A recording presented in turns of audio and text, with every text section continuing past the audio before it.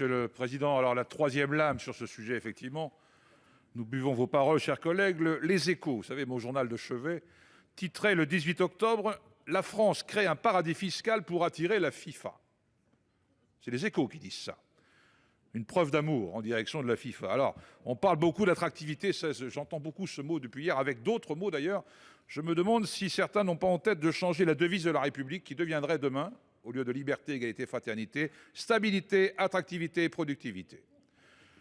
C'est quand même une idée incroyable. Les collègues sont intervenus. Donc, il s'agit d'exonérer d'impôts sur les sociétés, de cotisations foncières sur les entreprises et de CVAE les fédérations sportives internationales qui brassent, cela a été dit, des millions d'euros, on le sait.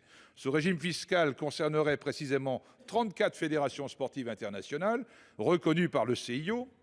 Le Monde croit savoir que ce cadeau fiscal concernerait particulièrement les très lucratives Fédération internationale de l'automobile, reconnue par le CIO depuis 2012 et dont le siège est à Paris, la Fédération internationale de football américain et surtout la Fédération internationale de football, la FIFA, qui a une annexe à l'hôtel de la Marine à la Concorde, rénovée grâce aux fonds du Qatar et non soumise à l'impôt sur les sociétés, qui compte pour l'heure une vingtaine de salariés, mais qui devrait en transférer du siège de Zurich vers Paris 50 supplémentaires.